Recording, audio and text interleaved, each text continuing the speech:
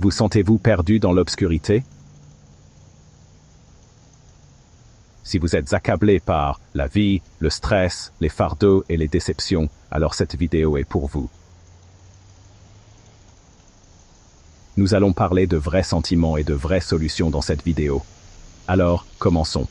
Parfois, la vie peut être difficile, vraiment difficile.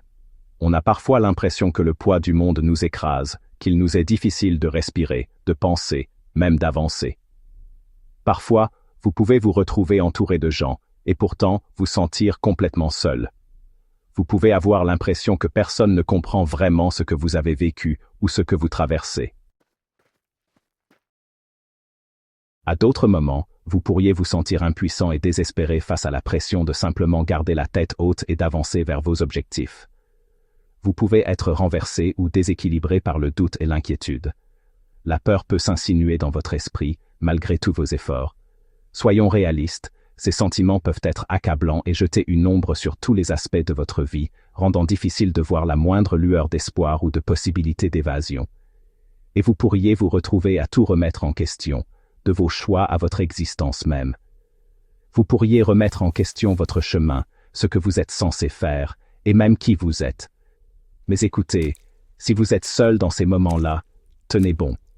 Rappelez-vous que ce moment finira par passer. C'est l'occasion de forger votre caractère, votre chance de comprendre qui vous êtes vraiment, au plus profond de vous-même. Êtes-vous un ami de beau temps pour vous-même? Vous aimez seulement quand le soleil brille sur vous et que les choses vont bien? Ou êtes-vous un véritable ami, fiable, dans le besoin, pour vous-même? Quand le monde s'assombrit et que vous vous sentez abandonné et seul, allez-vous vous abandonner aussi? C'est le type de résilience sur lequel nous allons travailler dans cette vidéo. Appliquez la règle. Ne croyez pas les gens qui disent qu'ils vous aiment, croyez les gens qui le démontrent, surtout dans les moments difficiles. Apprenez cette règle et appliquez-la à vous-même. Vos actions prouvent-elles que vous vous aimez, ou est-ce juste des paroles? Parce que les paroles, c'est facile.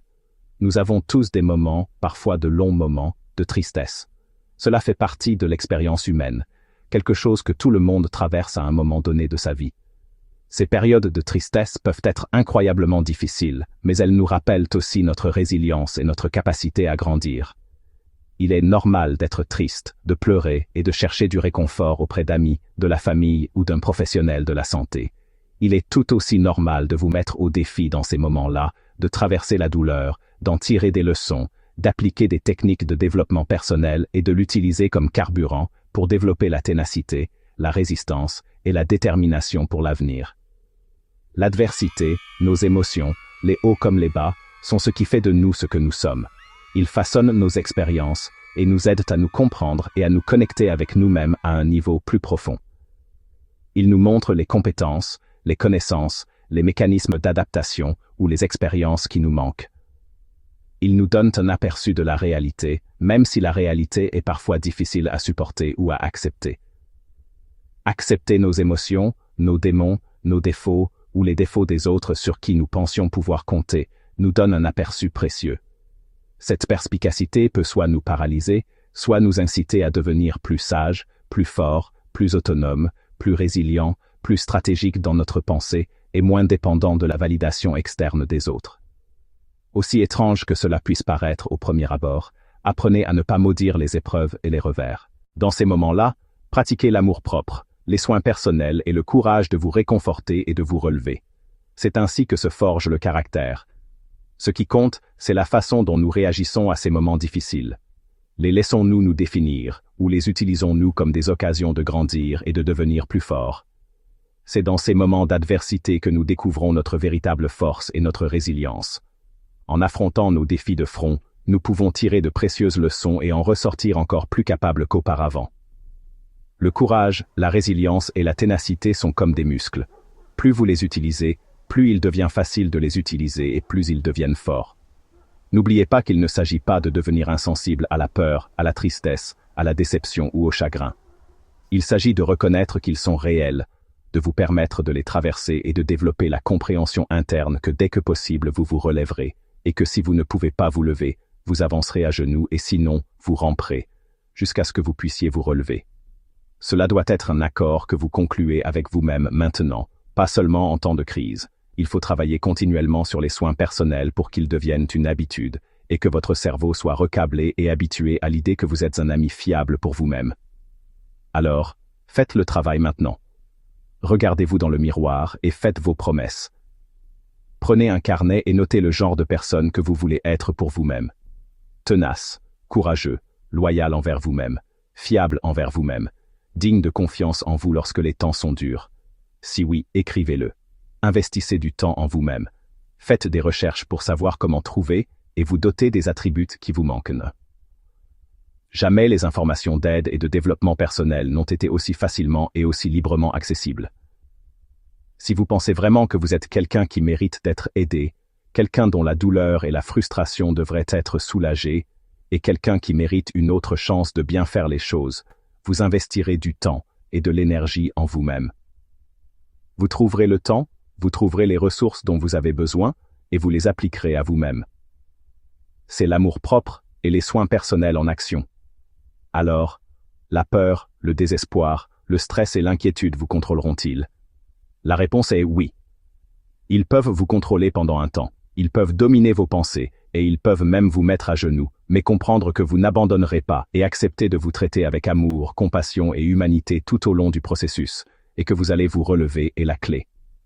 Alors, laissons-nous les pensées négatives nous contrôler? Eh bien oui, c'est susceptible de se produire de temps en temps. Allons-nous tirer des leçons de l'expérience, rechercher les connaissances et les ressources nécessaires pour nous permettre de fonctionner à nouveau encore mieux et plus fort qu'auparavant? Oui, c'est un choix que nous faisons chaque jour.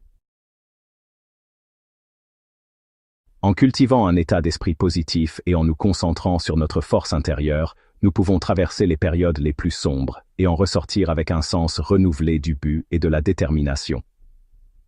Lorsque nous sommes confrontés au stress, à l'anxiété, à la malchance ou à la déception, notre esprit se concentre sur le problème ou l'émotion négative et nous pouvons perdre notre capacité à penser rationnellement ou utilement.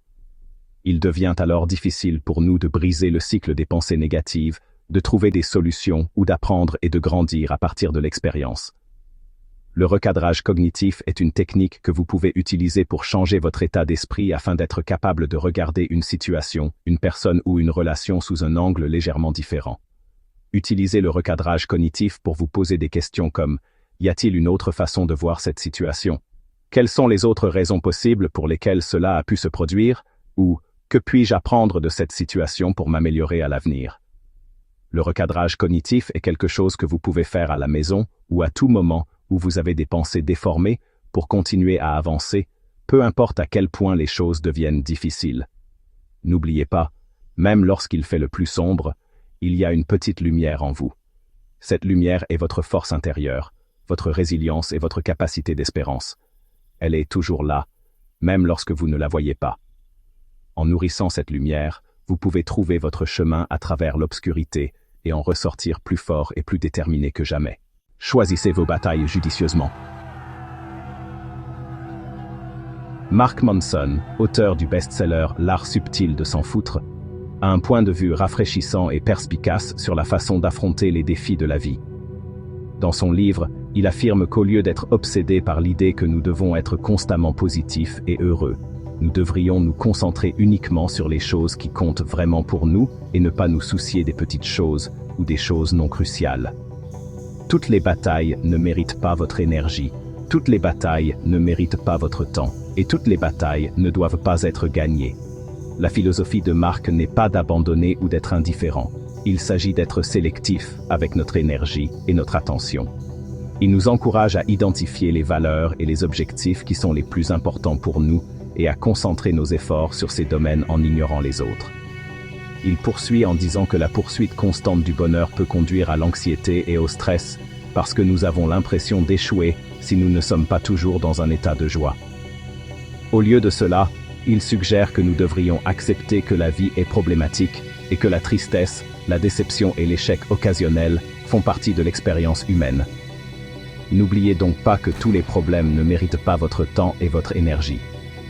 En étant sélectif quant aux luttes que vous menez, vous pouvez conserver vos ressources pour les choses qui comptent vraiment pour vous. Cela signifie laisser tomber les préoccupations triviales et se concentrer sur la situation dans son ensemble. Soyez donc honnête avec vous-même sur ce qui vous intéresse vraiment, et soyez prêt à laisser tomber les choses qui ne vous servent pas. Mettez votre ego de côté. Vous n'avez pas à vous défendre continuellement, à prouver que vous avez raison, ou à avoir le dernier mot. Concentrez votre énergie uniquement sur les choses qui correspondent à vos valeurs profondes, ou celles qui vous aident à grandir. Pour conclure, n'oubliez pas que se sentir désespéré par moments fait partie de l'expérience humaine, mais cela ne doit pas vous définir. En reconnaissant vos sentiments, bons comme mauvais, en cherchant des occasions d'apprendre et de grandir à partir de vos expériences négatives, en recadrant votre perspective, en choisissant vos batailles, en pratiquant l'autocompassion et en étant un véritable ami pour vous-même, vous pouvez accroître votre force intérieure et développer la ténacité et la résilience. Si vous avez trouvé cette vidéo utile, veuillez l'aimer, vous abonner et la partager avec quelqu'un qui pourrait avoir besoin d'une dose d'encouragement. Enregistrez-la pour vous-même et revenez vous rafraîchir la mémoire avec les conseils d'autonomisation qu'elle contient. N'oubliez pas que vous avez le pouvoir de continuer, même lorsque cela semble impossible. Merci d'avoir regardé, et n'oubliez pas, l'espoir n'est souvent qu'un pas courageux.